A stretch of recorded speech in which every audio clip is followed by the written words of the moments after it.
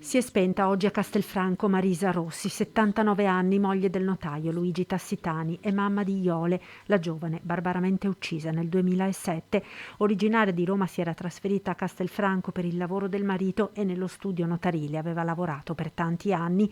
Una donna riservata che ha affrontato con grande compostezza il dolore immenso della perdita della figlia Iole, 40 anni, rapita, uccisa e fatta a pezzi dal falegname bassanese Michele Fusaro, che ora sta scontando la condanna a 30 anni di carcere. Queste le sue parole in un'intervista rilasciata da Antenna 3 nel 2011. Io vegeto, tiro avanti,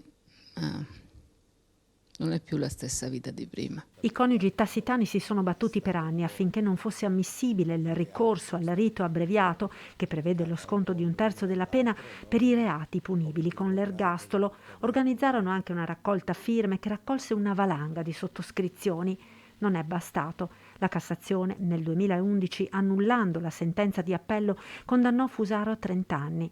Lo sconcerto nelle parole della signora Tassitani all'indomani di quella sentenza. Io ho sempre sostenuto che non si deve scherzare con la vita umana. Quindi chiunque abbia in mente un disegno criminoso deve sapere che l'aspetta una pena giusta e dura. Questo sì. Nostra figlia ormai non ce la ridà più nessuno, però con la vita umana non si scherza. La scomparsa di Marisa Rossi ha suscitato profonda commozione a Castelfranco, dove la famiglia è molto conosciuta e stimata.